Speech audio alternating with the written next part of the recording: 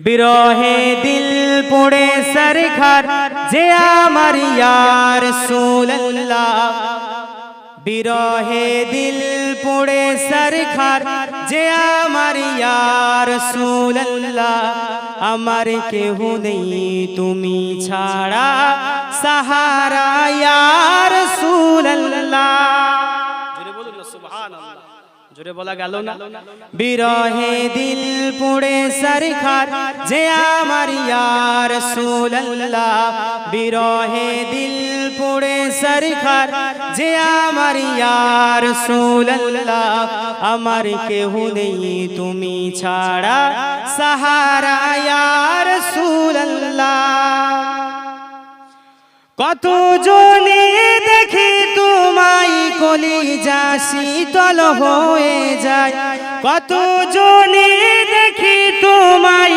কলিজা শীতল হয়ে যায় আমাকে দাও না দেখা একবার ইয়া রাসূলুল্লাহ আমাকে দাও না দেখা একবার ইয়া রাসূলুল্লাহ আমার কেহ নেই তুমি ছাড়া সাহারা ইয়া রাসূলুল্লাহ বিরহে দিল পড়ে সরখার যে আমার ইয়া রাসূলুল্লাহ আমার কেহ নেই তুমি ছাড়া সাহারা ইয়া রাসূলুল্লাহ আল্লাহুম্মা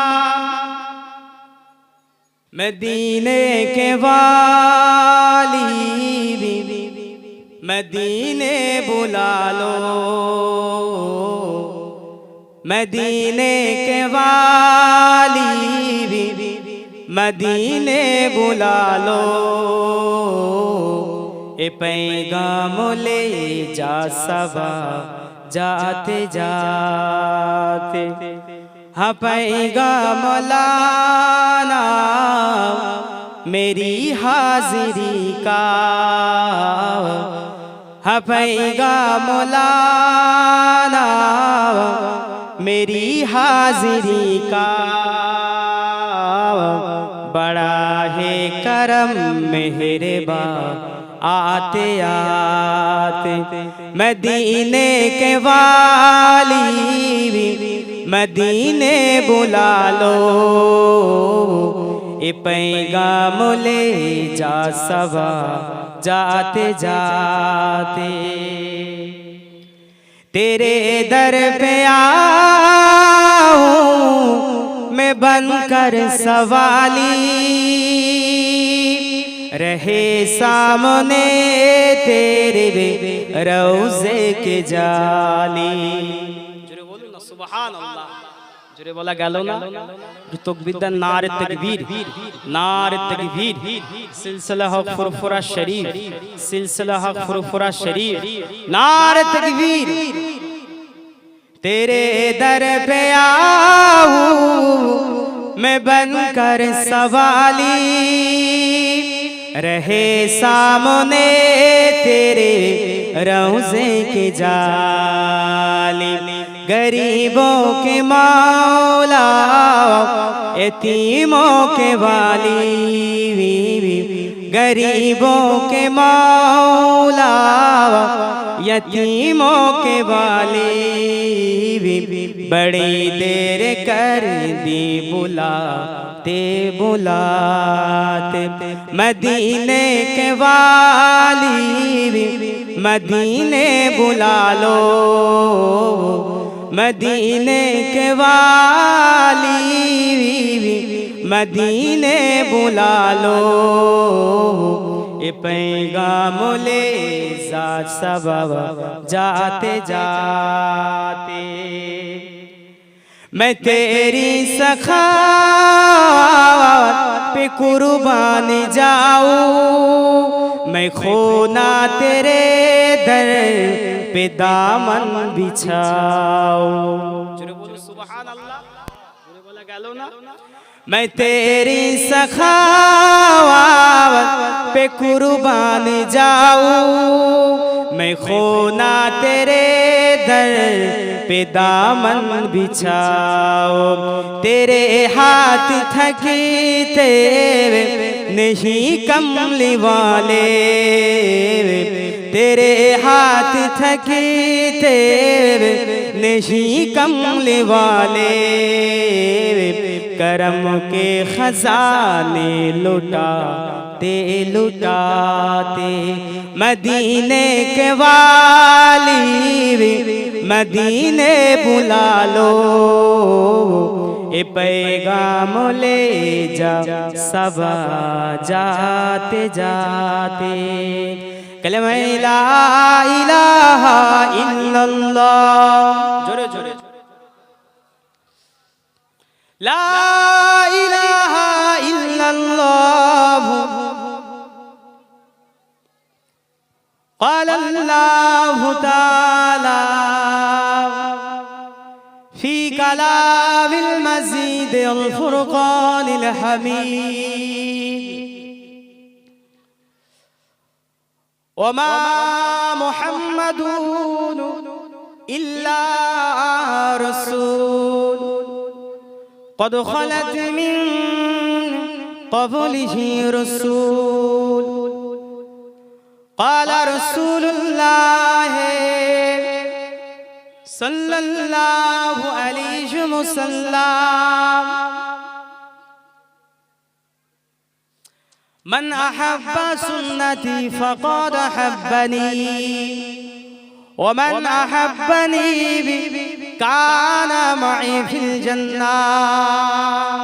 प्यारे हाज़रीन मजलिस उपस्थित আমার দিন দরদ ইসলাম দরদি নেককার আল্লাহওয়ালা আমার মুরব্বিয়ানেরা সম্মুখে বসে থাকা স্নেহের ছোট ছোট কচি কাঁচা বাচ্চারা পর্দার আড়ালে পর্দা নিশিনা আমার মা ও বোনেরা সকলকে আমি অধম গুনাহগার নালায়েক খাকসার পাপী সকলকে আমার তরফ থেকে সালাম জানাই। সর্বপ্রথম সে আল্লাহ পাকের দরবারে শুকরিয়া আদায় করি যে আল্লাহ পাক আপনাকে আমাকে এতগুলি মানুষকে একসঙ্গে একত্রিত অবস্থায় আল্লাহ পাক এমন একটা সুন্দর মাহফিল এমন একটা বরকতময় মাহফিলে বসিয়েছে সে আল্লাহ পাকের দরবারে শুকরিয়া আদায় করি সকলেই বলি আলহামদুলিল্লাহ।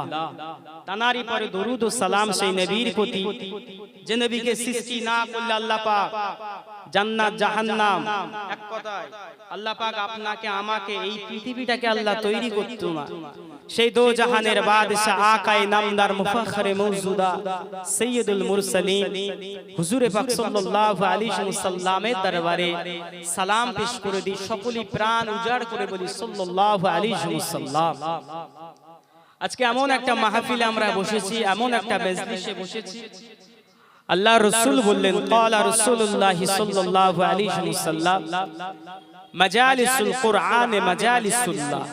আল্লাহ রাসূল সাহাবা হুজুরদেরকে বললেন দুনিয়ার জমিনে এই সমস্ত মাহফিলগুলি হচ্ছে কোনো নেতার মাহফিল নয়, এটা কোনো রাজনৈতিক নেতার মাহফিল নয়, এটা কোনো দাদার মাহফিল নয়, এটা কোনো জমিদারেরও মাহফিল নয়। আল্লাহ রাসূল বললেন মাজালিসুল কুরআন মাজালিসুল্লাহ, দুনিয়ার জমিনে কোরআনের মজলিসটা হচ্ছে আমার আল্লাহ পাকের মজলিস। একবার জোরে বলুন, জোরে বলা গেল না? অপর হাদিস আল্লাহ রাসূল বলছেন মাজালিসুল ইলমে মাজালিসুল্লাহ, দুনিয়ার জমিনে জ্ঞানের মজলিসগুলি হচ্ছে আমার আল্লাহ পাকের মজলিস। অতএব বর্তমান জামানায় এক শ্রেণীর কিছু মানুষ এই মাহফিলের বিরোধিতা করে, সব জায়গায় করে, এখানে হয়তো করে না কিন্তু সমস্ত জায়গায় করে। কি হবে মাহফিল দিয়ে মজলিস দিয়ে, কি হবে, কি লাভ, বলে না বলে না? অথচ অসংখ্য সহিহ হাদিসে আল্লাহ রাসূল বললেন, বিভিন্ন হাদিস আছে, যেহেতু আমি অল্প সময়ের জন্য এসেছি আমি ভূমিকায় সময় নষ্ট করতে চাই না। আল্লাহ রাসূল এক হাদিসে বলছে সাহাবা হুজুররা মসজিদে নববী শরীফে বসে আছে, আল্লাহ নবী সাহাবা হুজুরদেরকে নিয়ে ওয়াজ নসিহত করতে সাহাবা হুজুরদের বললেন ও আমার সাহাবাগণেরা ইজা মারারতুম বিরিয়াজিল জান্নাতি ফারতাউ ক্বালু আমা রিয়াজুল জান্নাত ক্বালা হালাকুজ যিকির। দুনিয়ার জমিনে ইজা মারারতুম, যখন তোমরা মারারতুম দেখবে, রিয়াজুল জান্নাত আল্লাহ পাকের জান্নাতের বাগান, ফারতাউ আরবি অভিধানিক মানে হচ্ছে ফারতাউ মানে হচ্ছে সেখানে বসে তার ফলটা, তার উপকার, মানে শরিয়াতিক যে সমস্ত আলেম ওলামারা আলোচনা করে সেই উপকারটা তোমরা ভক্ষণ করবে। একবার জোরে বলুন সুবহানাল্লাহ। ক্বালু সাহাবাগণ বললেন ইয়া রাসূলুল্লাহ ওমা রিয়াজুল জান্নাত, দুনিয়ার জমিনে আমরা জান্নাতের বাগানটা কোথায় পাবো? আমরা শুনেছি মানুষ মারা যাবে, কেউ যাবে জান্নাতে, কেউ যাবে জাহান্নামে। তা দুনিয়ার জমিনে আবার জান্নাতের বাগান আমরা কেমন করে পাবো? আল্লাহ রাসূল বললেন হালাকুজ যিকির, দুনিয়ার জমিনে যেখানে শরিয়াতের আলাপ আলোচনা হবে, কোরআনের আলাপ আলোচনা হবে, সারা হাদিস নিয়ে আলাপ আলোচনা হবে, ওই জায়গাটা হচ্ছে আল্লাহ পাকের জান্নাতের বাগান। একবার জোরে বলুন সুবহানাল্লাহ। এইবারে বলেন এখানে বসে যদি আপনারা একটা হাদিস নিয়ে যদি বাড়িতে যেতে পারেন, উপকার আছে না? না। এখানে যদি কিছু ল্যাংটা মেয়ে এনে যদি এখানে ডান্স করানো হতো, এখানে কিন্তু জায়গা দিতে পারতো না, আর ফতোয়াও এখানে আসতো না। আসতো? ফতোয়া আসতো না। বুঝতে পেরেছেন? নোংরা কাজ হবে, ফতোয়া আসবে না। দুনিয়াটা তো এখানেই ছেয়ে গেছে, দুনিয়ার নিয়ম চলছে। জিনা করলে আইন নেই, জিনা করলে ছেলে মেয়ে জিনা করছে মানে ওখানে কোনো বিচার নেই, কিন্তু অল্প বয়সে বিবাহ করলে তাকে জেল হেফাজতে যেতে হয়। কথা ঠিক কি না? হালাল জিনিসটাকে চেপে দেওয়া হচ্ছে। এই হালাল আর এই হারাম পার্থক্য করার জন্য আজকে এই মাহফিল, আমার রাসূলের শানে মাহফিল, ঈদে মিলাদুন নবী, তাই তো নাকি? আমার রাসূল দুনিয়ার জমিনে এসেছিল সত্য মিথ্যার পার্থক্য করতে। কথা ঠিক কি না? মুসলমানের ছেলেরা, যুবকেরা, তরুণেরা, এ রাসূলুল্লাহ দিবানা গনেরা, এ আমার রাসূলুল্লাহ রাসে গনেরা, আল্লাহ নবী যখন দুনিয়ার জমিনে তাশরীফ আনে, ও ভাইয়ানেরা, আল্লাহ নবী যখন দুনিয়ার জমিনে আসেন, আল্লাহ নবী এসে দেখতে লাগেন কন্যা সন্তানদের কোনো প্রাধান্য ছিল না। ছোট ছোট কন্যা সন্তান জন্মগ্রহণ করলে আরবের বুকে রীতি ছিল কি? আরবের যুগে রীতি ছিল কন্যা সন্তান জন্মগ্রহণ করলে মরুভূমির গরম বালুতে তাকে জীবিত অবস্থায় কবর দিয়ে দেওয়া হতো। আপনারা শুনেছেন তো? কন্যা সন্তানের কোনো প্রাধান্য ছিল না। যদি মেয়ে হতো, একটা বাড়ি জন্মগ্রহণ করত, তাকে সাথে সাথে জীবিত অবস্থায় কবর দিয়ে দিত। ও ভাইয়ানেরা, আল্লাহ নবী দুনিয়ার জমিনে আসলেন, আল্লাহ রাসূল দুনিয়ার জমিনে যখন তাশরীফ আনলেন, আল্লাহ নবী দেখতে লাগেন মা তার ছেলের সঙ্গে জিনা করে, ভাই তার বোনের সঙ্গে জিনা করে, বাপ তার মেয়ের সঙ্গে জিনা করে। আল্লাহ নবী যখন দুনিয়ার জমিনে চলে আসলেন, আল্লাহ নবী দুনিয়ার জমিনে এসে এই সমস্ত কিছু দেখতে লাগেন। না না না, আল্লাহ নবী দুনিয়ার জমিনে এসে আল্লাহ রাসূল যখন নবুয়াতটা পেয়ে গেলেন, আল্লাহ নবী একটা সংগঠন করেছিলেন। ওই সংগঠনটার নাম কি? হেলফুল ফুজুল। এ যুবকেরা, তরুণেরা, আল্লাহ নবী এই সংগঠনের প্রথম ধারা এনেছিল পৃথিবীর জমিনে নারীদেরকে প্রাধান্য দিতে হবে, নারীদের প্রাধান্য দিতে হবে। এ ভাইয়ানেরা, আল্লাহ নবী যখন মক্কা কাফের মুশরিক বেদিন আবু জাহাল, আবু লাহাব, উতবা, সাইবা, সিবার কাছে যায়, মক্কার নেতাদের কাছে যায়, আল্লাহ নবী মক্কার নেতাদের কাছে গিয়ে বলতে লাগেন, এ মক্কার লিডারেরা, এ মক্কার নেতারা, এই সমস্ত কিছু বন্ধ করতে হবে। এ রাসূলুল্লাহ দিবানারা, আল্লাহ নবী যখন এই দাবি রাখলেন, দেখতে পাওয়া যায় সঙ্গে সঙ্গে ওই আবু জাহাল, আবু লাহাব, উতবা, সাইবা, সিবা, উবাইদুল্লাহ এমন করে কাফের মুশরিকরা আল্লাহ নবীর বিরুদ্ধে লেগে গেলে। বর্তমান আছে না নেই? নেই এখন? ওই আবু জেহেল, ওই আবু লাহাব, উতবা, সাইবার উত্তরসূরিরা নেই? একটা হক কথা বললে সমাজে কি বলছে? মসজিদগুলোকে ভেঙে গুড়িয়ে দাও, কোরআন শরীফ ধ্বংস হয়ে যাবে। তুমি বলো, তোমার জেলে যেতে হবে। আছে না নেই? একই নামে আব্দুল্লাহ, আব্দুস সাত্তার, নাম শুধু নাম, কিন্তু কাজে মুনাফিক। বুঝতে পেরেছে? আল্লাহ রাসূল মক্কার নেতাদের কাছে গিয়ে বলছে এই দাবিটা রাখতে হবে, আল্লাহ রাসূলের বিরুদ্ধে যুদ্ধ ঘোষণা করুন। বিভিন্ন রকম ভাবে অত্যাচার শুরু করুন। আল্লাহ রাসূল 1 তারিখে মক্কার মাথাফের ওখানে সিজদায় পড়ে আল্লাহ পাকের সঙ্গে কথোপকথন হচ্ছে। হযরতে জিবরিল আমিন আলাইহিস সালাম ওহী নিয়ে আসছেন, আল্লাহ রাসূল হযরতে জিবরিলের সঙ্গে কথা বলছে। এমন মতো অবস্থায় কোরআনের একটা আয়াত নাযিল হয়েছে, সিজদার আয়াত। কোরআনের নিয়ম কি? সিজদার আয়াত যখন কেউ পড়বে সঙ্গে সঙ্গে সিজদা করতে হবে।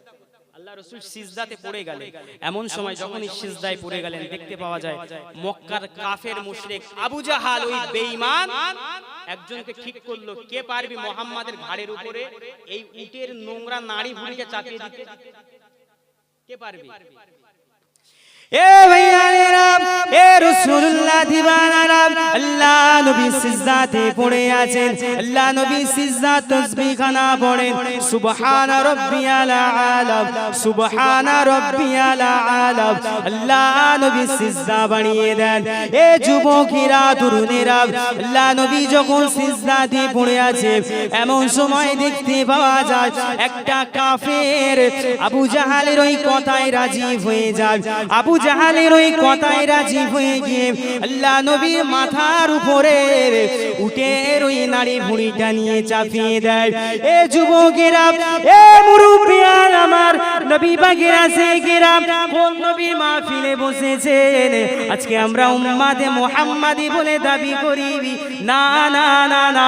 দেখেন এই আল্লাহ রাসূল আজকে এই নামাজ প্রতিষ্ঠিত করার জন্য, এই রোজাকে প্রতিষ্ঠিত করার জন্য আল্লাহ নবী কতটা কষ্ট পেয়েছিলেন। এ যুবকেরা, আল্লাহ নবী সিজদা দিয়ে পড়ে আছেন। আবু জাহালের কথা শুনে ওই ব্যক্তিটা ওই মরা উটের ভুঁড়িটা নিয়ে আল্লাহ নবীর পিঠের উপরে চাপিয়ে দেয়। আল্লাহ নবী আমার সিজদা থেকে মাথা তুলতে পারে না, নবী আমার সিজদা থেকে মাথা তুলতে পারে না। এমন করে 10 মিনিট পার হয়ে যায়। তাফসীরের কিতাবে আছে এমন করে 20 মিনিট পার হয়ে যায়। আল্লাহ নবী সিজদা থেকে মাথা তুলতে পারে না, আল্লাহ রাসূলের নিঃশ্বাসটা বন্ধ হয়ে যায়। এমন সময় আল্লাহ নবী কলিজার টুকরি হযরতে খাতুনে জান্নাত হযরতে আম্মা জান ফাতেমা হুজুর আমার দৌড়ে দৌড়ে এসে আল্লাহ নবী হুজুর আমার দেখতে লাগেন, আম্মা জান দেখতে লাগেন আমার আব্বা আর কিছুক্ষণ হলে মারা যাবে। হযরতে আম্মা জান ফাতেমা হুজুর আমার ওই ছোট্ট ছোট্ট হাতে ওই উটের নাড়িটা টেনে টেনে টেনে নিচে নামালেন। হুজুর আমার মুখে দিয়ে বলতে লাগেন, এ মক্কার কাফেরেরা, এ মক্কার বেদিনেরা, তোদের মনে কি একটু দয়া নাই? তোদের মনে কি একটু মায়া নাই? আমার আব্বা তোদের কাছে কি এমন দাবি রেখেছে? আমার আব্বা তোদের কোনো ক্ষতি করেনি? আমার আব্বা জানকে কেন জানে মারতে লেগেছিস? এ যুবকেরা, তরুণেরা, এ আমার রাসূলুল্লাহ দিবানা গনেরা, আল্লাহ নবী সিজদা থেকে মাথা তুলে কুচি আম্মা ফাতেমাকে কোলে নিয়ে ঘরের ভিতরে ঢুকে গিয়ে আম্মা জান ফাতেমাকে বলতে লাগেন, এ বেটি ফাতেমা চুপ করো, চুপ করো। আল্লাহ পাক কোরআন শরীফের ভিতরে বলেছেন, এ আমার বান্দারা, এ আমার বান্দিরা, আমার যে বান্দা ধৈর্য ধারণ করে সবর করে আমি আল্লাহ পাক আমি স্বয়ং নিজে তার হয়ে যা। জোরে বলা গেল না? আচ্ছা বলেন, বর্তমান জামানায় এমন মুনাফিক আছে না? না আছে। যাই হোক, আমি কোনো সাবজেক্ট কিছু নেই না, যেহেতু ঈদে মিলাদুন নবী, সেই জন্য আল্লাহ রাসূলের দুই এক কথা আলাপ আলোচনা করব যতক্ষণ ভাইজান না আসে। ঠিক আছে আমার ভাইজান? এইবারে চিন্তা করেন, আমরা নামাজটা পেয়েছি, আমরা ভেবেছি আপনারা এই ছেলেগোয়ালিয়া গ্রামে নামাজের জন্য একজনে কেউ মার খেয়েছে, রোজার জন্য একজনে কেউ মার খেয়েছে? কেউ কিন্তু খায়নি। আমরা মায়ের পেটে থেকে আমরা মুসলমান, বুঝতে পারছেন না? আমাদের একটা নাচ শরীফ আছে আমাদের সমাজে বিশাল পরিচিত, কি জন্ম আমার যদি হতো আরবে হলে কেমন হতো, আছে না? জন্ম আমার নবীর যুগে হলে কেমন হতো, দুনয়নে রাসূল পাক দেখিলে কেমন হতো,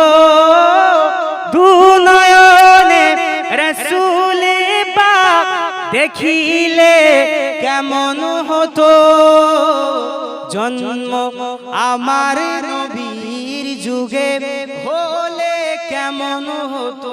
আছে না ভীষণ বলি। আচ্ছা বলেন তো, নবীর যুগে আমাদের জন্ম হলে আমরা রাসূলের সাহাবা হতে পারতাম? আমাদের মতো মাল হতে পারতাম? হয়তো ভাষাটা খারাপ বলছে ওই জন্য হয়তো রাগ হবে আপনাদের। পারতাম? আল্লাহ রাসূল যখন মিরাজে যায়, মিরাজ থেকে এসে আল্লাহ রাসূল হযরতে জিবরিল আমিন আলাইহিস সালাম যখন আল্লাহর নবীকে বোরাক থেকে নামিয়ে দেয়, আল্লাহর নবী যখন সাহাবা হুজুরদেরকে বলছেন যে আমি মিরাজে গিয়েছিলাম কত বছর? 25 বছর। 25 বছর আল্লাহ রাসূলের মিরাজ হয়েছিল। আল্লাহর নবী যখন ফিরলেন এসে দেখে যে পানিতে ওযু করেছিল সেই পানি তখনও গড়িয়ে যাচ্ছে, যে বিছানায় ঘুমিয়েছিল সেই বিছানা তখনও গরম। সাহাবা হুজুররা বিশ্বাস করেছিল না করেনি? সাহাবা হুজুর এক চান্সে বিশ্বাস করেছিল। আচ্ছা আমার আপনার মতো মানুষ হলে করতাম? মনে হয় সবথেকে বড় বিরোধী হতাম আল্লাহ রাসূলের। আমাদের মতো মানুষ হলে, আমরা যেরকম ঈমানদার, কারণ আমরা 500 টাকায় বিক্রিত।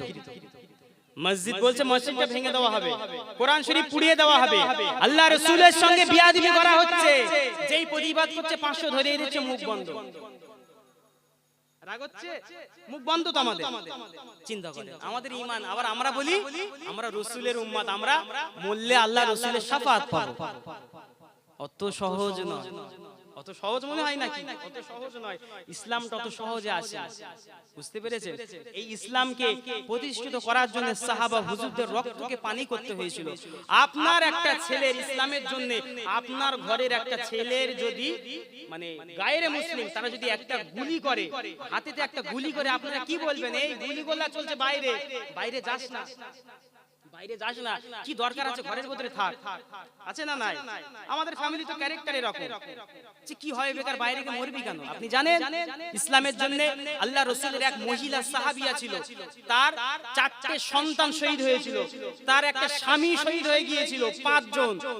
তাকে যখন জিজ্ঞাসা করা হয়েছিল তোমার স্বামী শহীদ হয়ে গিয়েছে, তোমার 4টে ছেলে শহীদ হয়ে গিয়েছে, তুমি কেন কাঁদো না?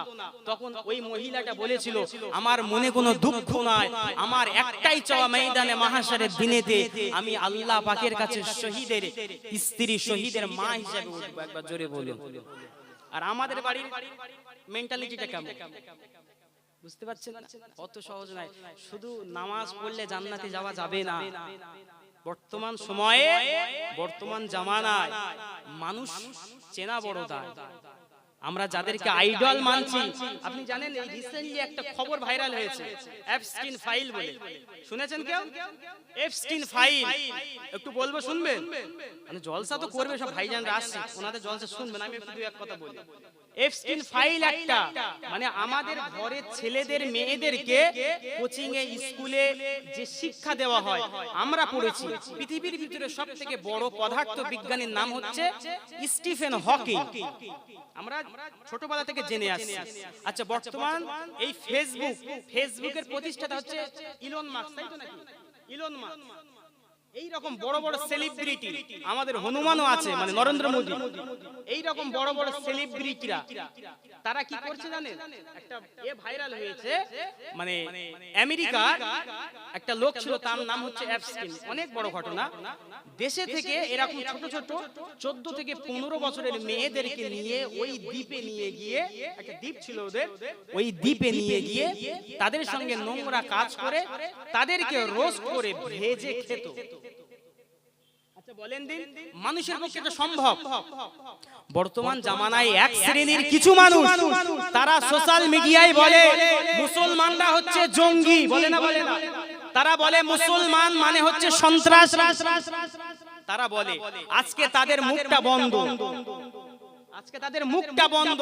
হ্যাঁ, এই এপস্টিন ফাইলের মধ্যে যদি একটা মুসলমান থাকতো, একটা মুফতি থাকতো, একটা মুসলমান নামধারী কেউ থাকতো, তবে দেখতে পেতে আমাদের দেশের কিছু জুতাখোর মিডিয়া, গদি মিডিয়া, তাদেরকে দেখতে পেতে।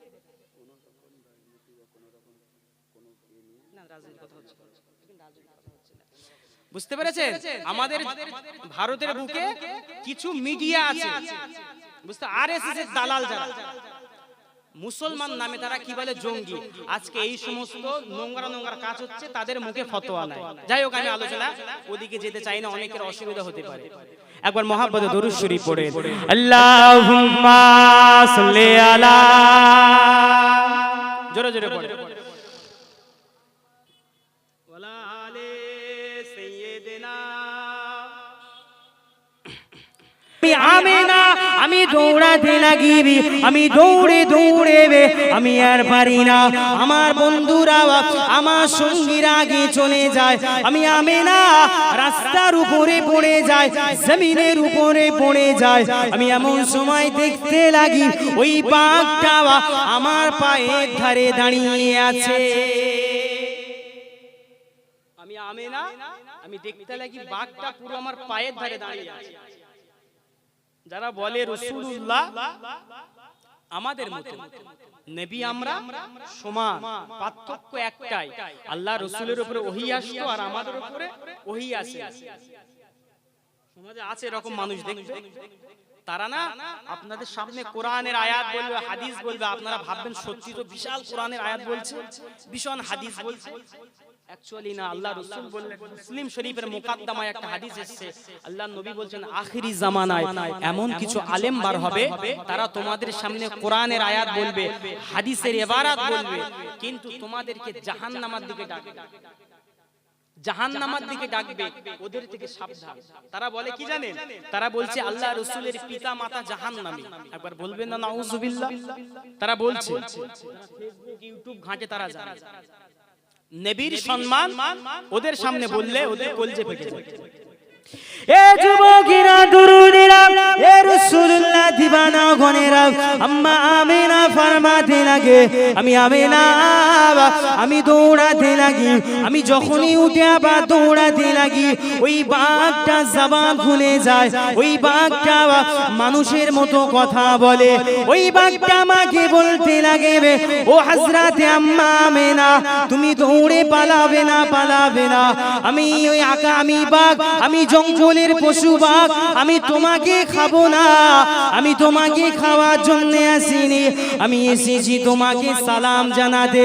কেন না, কেন না, কেন না, আল্লাহ পাক তোমার গর্ভেতে, তোমার গর্ভেতে, তোমার পেটেতে আল্লাহ পাক যে সন্তানকে দিয়েছে, তিনি অন্য কেউ নয়, তিনি বলেন নবীদের সরদার, তিনি বলেন আখিরি জামানার পয়গম্বর, যাকে না সৃষ্টি করলে আল্লাহ পাক জান্নাতকে বানাতো না, যাকে না তৈরি করলে আল্লাহ পাক জাহান্নামকে বানাতো না, আমি জঙ্গলের পশু বাঘ আমাকে বানাতো না। ও হযরতে আমেনা, তোমার নসিবটা কত ভালো, আমি তোমাকে সালাম জানাতে এসেছি। জোরে বলা গেল না? এইবারে চিন্তা করেন, আল্লাহ রাসূল তখনও দুনিয়ায় আসেনি, আল্লাহ রাসূল দুনিয়ার জমিনে তখন আসেনি, দুনিয়ার জমিনে না এসে আল্লাহ রাসূল বর্তমান জামানায় যারা বলে আমার রাসূল আমাদের মতো, তাদের একটা বারো ভয়ও লাগে। আজকে আমরা সেই রাসূলের মাহফিলে বসেছি, সেই নবীর মাহফিলে বসেছি, এখানে আলেম ওলামারা বিভিন্ন রাসূলের কথা বলবে, আবার কি বেশি হক কথা বর্তমান বলা যায় না, বেশি হক কথা বলা যায় না। যাই হোক, আমি আলোচনা বেশিক্ষণ করব না, আলোচনা আমি সমাপ্ত করব, যেহেতু কোনো সাবজেক্ট নেই না, সেই জন্য কোনো সাবজেক্টের উপর আলোচনা আমি করি না। আপনাদের অসুবিধা হচ্ছে? অসুবিধা হয় না তো? যেহেতু অসুবিধা হলে বলবেন, বুঝতে পেরেছেন আমার ভাইজান? আজকে সেই রাসূলের মাহফিলে বসেছি। আচ্ছা, এখানে এসে আমি একটা কোরআন শরীফের একটা আয়াত আমি আপনাদের সামনে রেখেছি। কি আয়াত? আল্লাহর কোরআন বলছে, ওয়ালা তাহসাবান্নাল্লাযিনা কুতিলু ফি সাবিলিল্লাহি আমওয়াত বাল আহিয়াউ ইনদা রাব্বিহিম ইরযাকুন। যারা আল্লাহর রাস্তায় শহীদ হয়ে যায়, ওয়ালা তাহসাবান্না, তোমরা মনে করো না, তোমরা মনে করো না, আল্লাযিনা কুতিলু ফি সাবিলিল্লাহ, যারা আল্লাহর রাস্তায় শহীদ হয়ে যায়, মৃত্যুবরণ করে, তাদেরকে তোমরা মৃত মনে করো না, বাল আহিয়াউ, বরং তারা জীবিত, ওয়া ইরযাকুন, আল্লাহর তরফ থেকে, আল্লাহ পাকের তরফ থেকে জান্নাতি খাবারও তাদের কবরে দেওয়া হয়। একবার জোরে বলুন সুবহানাল্লাহ। এইবারে আমাদের মৃত্যুটা কেমন হবে, আমাদের মরণটা কিভাবে হবে, সেটার উপরে ডিফেন্স করবে এই কোরআন শরীফের আয়াত। আপনার মৃত্যুটা কি শহীদ মৃত্যু হবে নাকি আপনার মৃত্যুটা কাফের মুশরিকদের মতো হবে? আপনারা কি চান মৃত্যুটা কেমন হোক? প্রতিবাদ করতে গিয়ে যদি আপনার জানও চলে যায়, ভাববেন আপনি শহীদানের কাতারে দাঁড়াবেন কিয়ামতের মাঠে। বুঝতে পেরেছেন? ময়দানে মাহশারের দিনে যারা শহীদান হিসাবে দাঁড়াবে তাদের কোনো হিসাব হবে না। একবার জোরে বলুন সুবহানাল্লাহ। কোরআন সাক্ষী, তাদেরকে বিনা হিসাবে ওই রক্তমাখা অবস্থায় আল্লাহ পাক জান্নাতি বলে ঘোষণা করে দেবে। আচ্ছা বলে, আজকে আমাদের যদি শহীদানের মৃত্যুটা আমাদের নসিবে হয়, কবর থেকে নিয়ে কিয়ামত পর্যন্ত কোনো সওয়ালের মুখে আমাদের হতে হবে না, এটা আমাদের চাওয়া আছে না? তাহলে আল্লাহ রাসূলের শানে কেউ যখন কোনো কটূক্তি করবে, মসজিদ নিয়ে যখন কেউ কোনো কটূক্তি করবে, কোরআন নিয়ে যখন কোনো কটূক্তি হাসবে, প্রতিবাদ করতে হবে না? সে যে যা বলে বলে, প্রতিবাদ আমাদের করতে হবে। সেটা যদি জানও চলে যায়, ভাববেন মৃত্যুটা শহীদের মৃত্যু হবে। কারণ সাহাবা হুজুররা জানের পরোয়া করেনি। করেছে? করেনি। হযরতে বেলাল হুজুর সাক্ষী। হযরতে বেলাল হুজুর তাকে কি অফার দিয়েছিল? এ বেলাল, বেলাল কার প্রথমে কি ছিল? হাবশী ছিল, দাস ছিল। যখন ইসলাম কবুল করে, বেলালকে অফার দিয়েছিল, তোমাকে এতটা উট দেওয়া হবে, এতটা স্বর্ণ দেওয়া হবে, তোমাকে আজাদ করে দেওয়া হবে, তুমি ইসলাম ছেড়ে দাও। বেলালের মুখে একটাই কথা কি ছিল? আহাদু, আল্লাহ এক। বেলাল একবার ইসলাম কবুল করেছে, আর বেলাল জীবনে ইসলাম থেকে বাইরে বার হবে। আরে মুসলমানের ছেলেরা, যুবকেরা, তরুণেরা, আমার নবী পাকেরা সে গনেরা, এ রাসূলুল্লাহ দিবানা গনেরা, আল্লাহ নবী সাহাবারা আল্লাহ নবীকে কতটা মেনেছিল, বদরের ইতিহাস সাক্ষী, হযরতে বেলাল হুজুর সাক্ষী। আল্লাহ নবী তখনও বেশি মানুষ ইসলামে আসে না, মাত্র কয়েকজন মানুষ, মাত্র 300 জন, মাত্র 300 থেকে 400 জন মানুষ ইসলামের কলেমা পড়ে মুসলমান হলো। আল্লাহ নবীর উপরে অত্যাচার বেড়ে গেল, সাহাবা হুজুরদের উপরে বিভিন্ন দিক দিয়ে অত্যাচার বেড়ে গেল। আল্লাহ নবী সাহাবা হুজুরদেরকে নিয়ে মদিনা শরীফে হিজরত করলেন। আল্লাহ নবী মদিনা শরীফে যখন হিজরত করলেন, কাফির মুশরিক বেদিনেরা, আবু জাহাল, উতবা, সাইবা, সিবা, আবু সুফিয়ান, এরা তখনও থামেনি। তখন আল্লাহ রাসূল সাহাবা হুজুরেরা মদিনার বুকে চলে যায়। কাফির মুশরিকেরা, আবু সুফিয়ান, আবু জাহাল আল্লাহ নবীর কাছে পত্র পাঠালেন, চিঠি পাঠালেন, এ মুহাম্মদ, তোমার বিরুদ্ধে আমরা যুদ্ধ করব।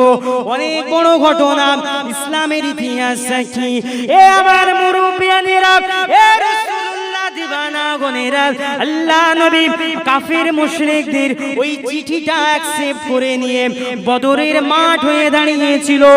একদিকে কাফির মুশরিকরা দাঁড়িয়ে যায়, অপর দিকে আল্লাহ নবী, আল্লাহ রাসূলের সাহাবারা দাঁড়িয়ে যায়। আল্লাহ নবীর সংখ্যা ছিল, সাহাবা হুজুররা, মুহাজিরিন সাহাবী, আনসারী সাহাবী সব মিলিয়ে সংখ্যা ছিল মাত্র 313 জন, আর কাফেরদের সংখ্যা ছিল 1000-এরও বেশি। আল্লাহ নবী ওই সময় মক্কা সাহাবারাদেরকে বলতে লাগে, ও আমার মক্কি সাহাবীরা, ও আমার মুহাজিরিন সাহাবীরা, ও আমার আনসারী সাহাবীরা, তোমরা দেখতে পাচ্ছ কাফেরদের সংখ্যা অনেক।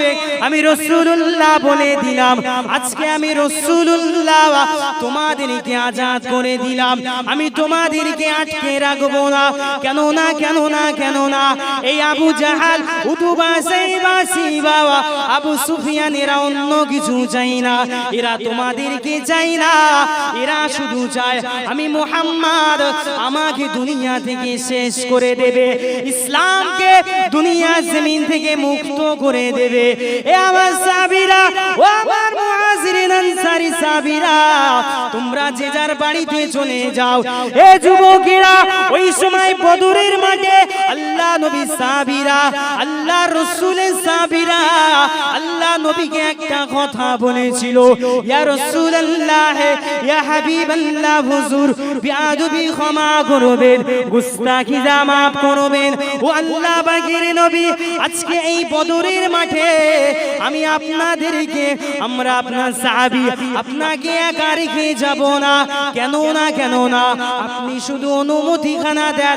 আপনি যদি বলেন, এ আমার সাহাবীরা, এ আমার সঙ্গী সাথীরা, এই সমুদ্রের উপরে ঝাঁপ দাও, আপনি অনুমতিখানা দেন, আমরা সঙ্গে সঙ্গে সমুদ্রের উপরে ঝাঁপ দেব।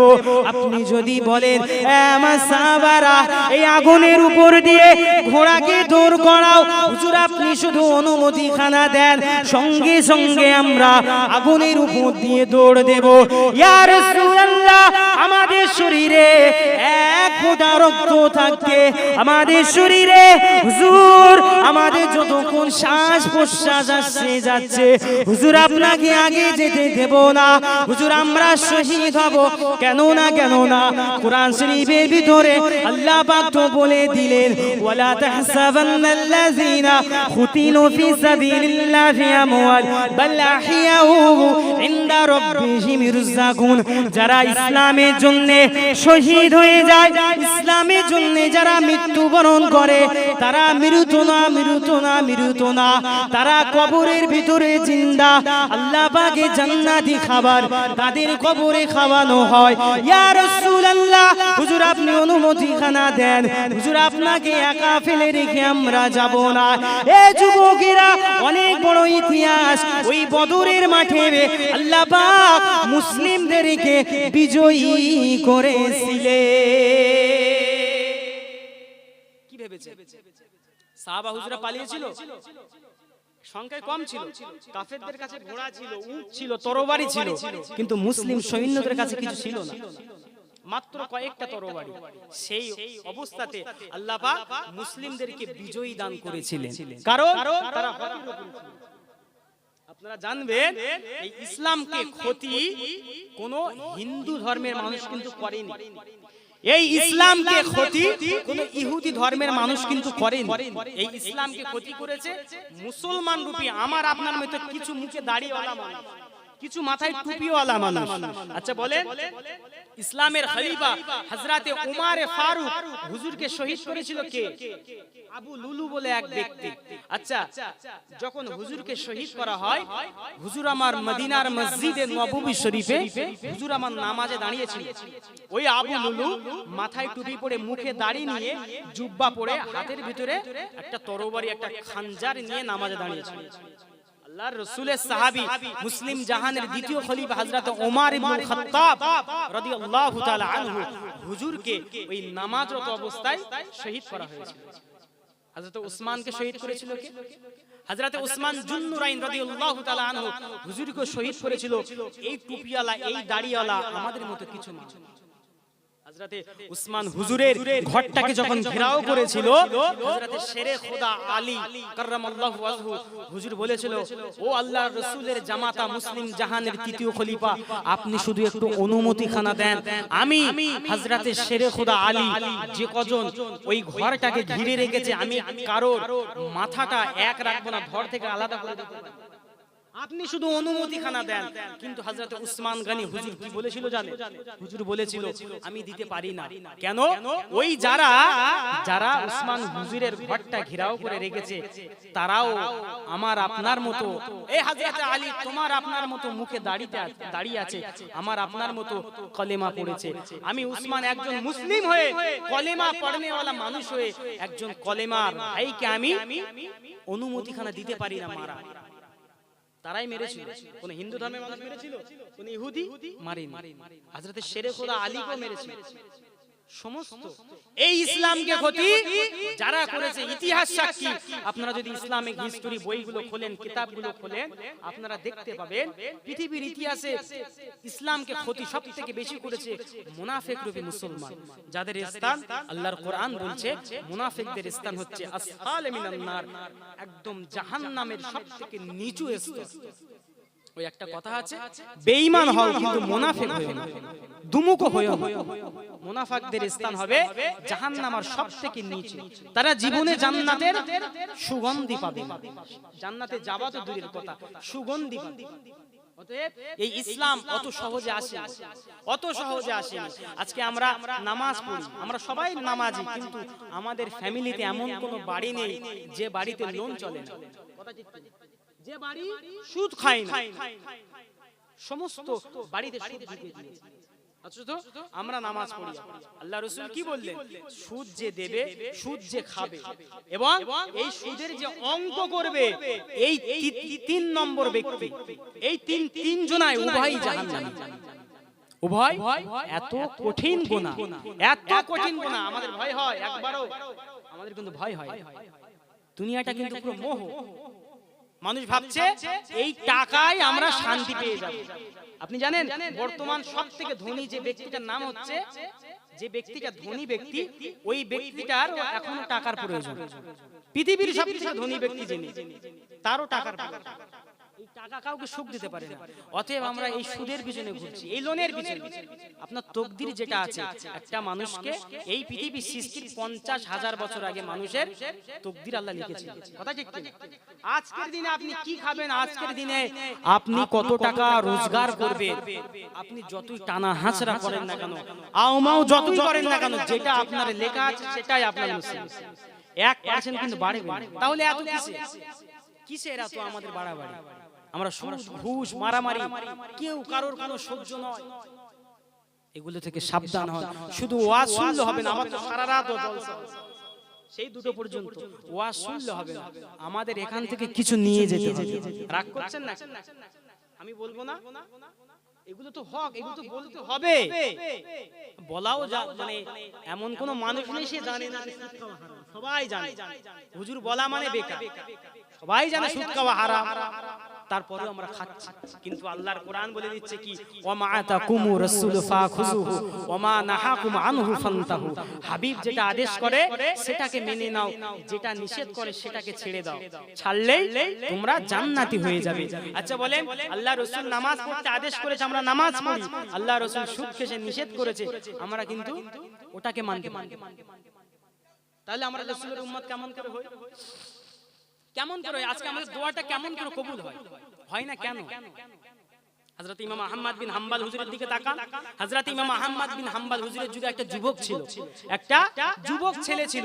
সে যুবকটা সারা দিন শুধু আস্তাগফিরুল্লাহর আমল করত। একটা আমলের জন্য ওই যুবকের আল্লাহ পাক মুস্তাজাবুদ দাওয়া বানিয়ে দিয়েছেন। মুস্তাজাবুদ দাওয়া কাকে বলে? যে হাত তুললে আল্লাহ পাক তার হাতটা ফেরায় না। একবার জোরে বলো সুবহানাল্লাহ। আমলটা কি ছিল? মুসলমানের ছেলেরা, যুবকেরা, তরুণেরা, এর প্রেমিকেরা, আমার রাসূলুল্লাহ দিবানারা, আল্লাহ পাকের ওলি, 4 ইমামের এক ইমাম হযরত ইমাম আহমদ বিন হাম্বল হুজুর আমার এক তারিখে মক্কার বুকে, এমন করে মদিনার বুকে, এমন করে শাম দেশ, ইয়ামান দেশ, বিভিন্ন দেশে হুজুর আমার হাদিস শরীফ সংগ্রহ করে বেড়ায়। আল্লাহ পাকের রাসূলের আসে বান্দা কেমন দেখেন, আল্লাহ নবী আল্লাহ রাসূলকে কতটা ভালোবেসেছিল। হযরত ইমাম আহমদ বিন হাম্বল হুজুর আমার এমন করে হাদিস শরীফ সংগ্রহ করতে করতে হুজুর আমার শাম দেশের ভিতরে একটা জায়গায় চলে যায়। শাম দেশের ভিতরে যখনই চলে যায়, আল্লাহ নবী আল্লাহ রাসূলের আশিক উম্মত হযরত ইমাম আহমদ বিন হাম্বল শাম দেশের ভিতরে গিয়ে একটা মসজিদ দেখতে পেলেন। ওই মসজিদের ভিতরে ঢুকে গেলেন। মসজিদের ভিতরে ঢুকে গিয়ে হুজুর আমার মসজিদের ভিতরে ঢুকে গিয়ে মাগরিবের নামাজটা আদায় করলেন। মাগরিবের নামাজটা যখনই কমপ্লিট হয়ে গেল, এ যুবকেরা, তরুণেরা, আল্লাহ পাকের ওলি হযরত ইমাম আহমদ বিন হাম্বল হুজুর আমার ভেবে নিলেন আজকে রাতটা এই মসজিদের ভিতরে কাটিয়ে দেব। এই সেই জন্য হুজুর আমার ওই মসজিদের ভিতরে হুজুর আমার মাগরিবের নামাজটা আদায় করে হুজুর আমার জিকিরে মশগুল হয়ে যায়। জিকিরে মশগুল হয়ে যায়। মাগরিবের নামাজটা আদায় করলেন, পরে হুজুর জিকিরে মাশগুল হয়ে যায়। কারণ হুজুর ভাবলেন আজকে আমি আর বাড়িতে যেতে পারবো না, কেননা আমি মুসাফির। কোথায় আরব, কোথায় ইরাক, আর কোথায় শাম, মিনিমাম 200 থেকে 300 মাইল, 2 থেকে 3 মাস রাস্তা যাওয়া অসম্ভব। আর আরবের বুকে একটা, যারা হাজী সাহেব আছে তারা জানে, মরুভূমির দেশে একটা নিয়ম আছে, কি জানেন? দিনের বেলা প্রচন্ড গরম আর রাতের বেলা প্রচন্ড ঠান্ডা।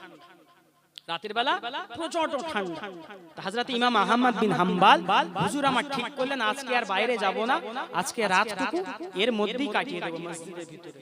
এশার নামাজটা হয়ে গিয়েছে, হুজুর আমার এশার সালাতটা আদায় করে নিয়ে হুজুর যখন মসজিদের ভিতরে হুজুরের যে পুটলিটা ছিল মাথায় দিয়ে শুয়েছে, ঠিক ওই মসজিদের ভিতরে একটা দারোয়ান ছিল।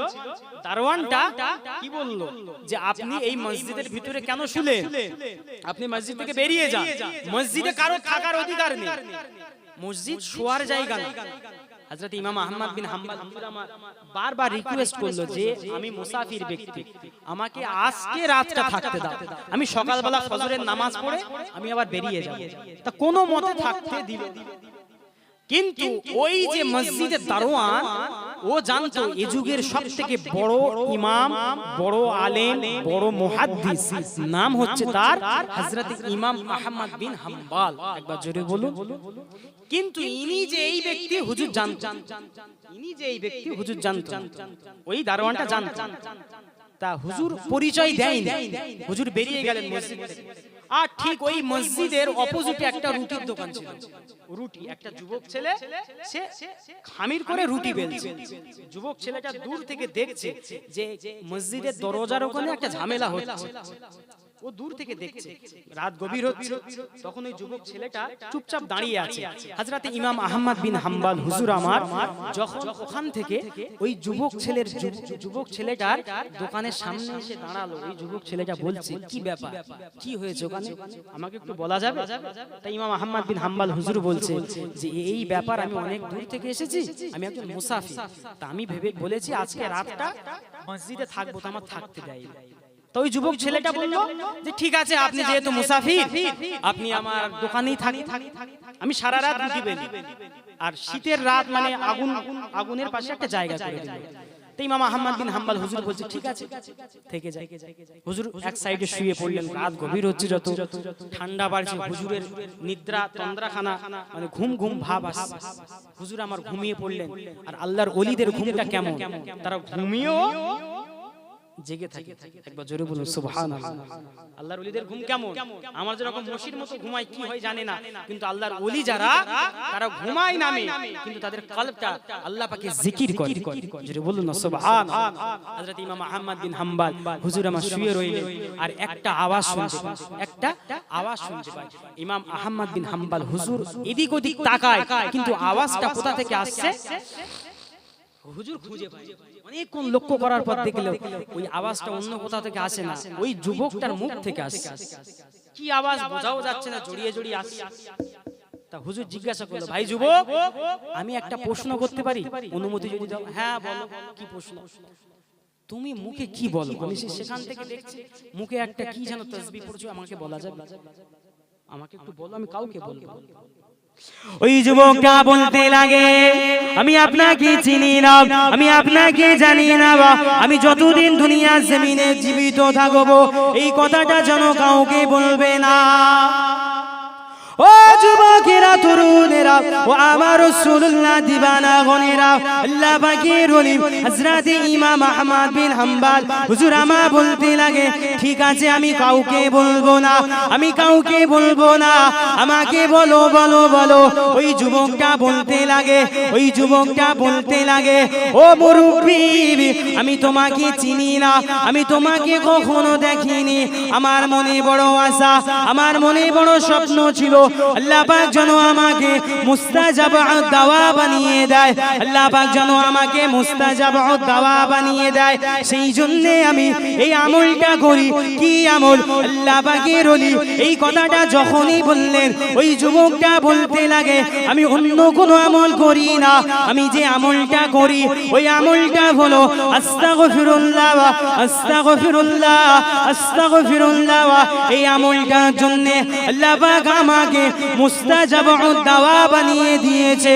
আমি যে দোয়া চাই আল্লাহ দরবারে যখনই হাতখানা তুলি, আল্লাহ পাক আমার দোয়াকে কবুল করে নেয়। এ যুবকেরা, তরুণেরা, আমার মুরব্বিয়ানেরা, ওই সময় হযরত ইমাম আহমদ বিন হাম্বল হুজুর আমা বলতে লাগে কি ভাই তুমি মুস্তাজাব দাওয়া, পৃথিবীর জমিনে আমরা এত হাদিস সংগ্রহ করি, আমরা এত নামাজ কালাম পড়ি, আল্লাহ পাক আমাকে মুস্তাজাব দাওয়া বানাতে পারি না।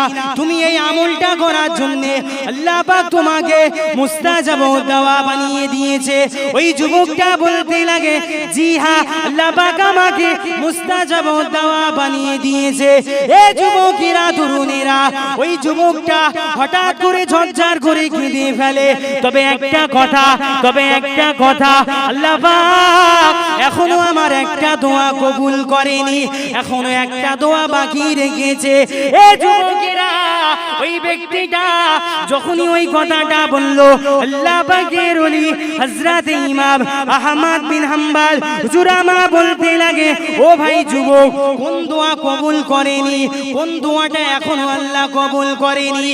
ওই যুবকটা সঙ্গে সঙ্গে বলতে লাগে যে দোয়াটা কবুল করেনি ওই দোয়াটা হলো, আমি শুনেছি এ যুগের বড় ইমাম, এ যুগের বড় মুহাদ্দিস, এ যুগের বড় মুফাসসির, নাম হলো তার হযরত ইমাম আহমদ বিন হাম্বল। আমার মনে বড় স্বপ্ন, আমার মনে বড় আশা, মনে বড় তামান্না, মৃত্যুর আগে আল্লাহ পাক যদি ওই ইমামের সাথে যদি আল্লাহ পাক আমার একবার মোলাকাত করিয়ে দেয়, ওই ইমামের হাতে হাত দিয়ে আমি বায়াতটা নিয়ে তার কপালে চুমা খাবো। এ যুবকেরা, তরুণেরা, এ রাসূলুল্লাহ দিওয়ানাগণেরা, এই কথাটা যখনই বললো, আল্লাহ পাকের ওলি হযরত ইমাম আহমদ বিন হাম্বল হুজুর আমার ঝরঝর করে কেঁদে ফেললেন।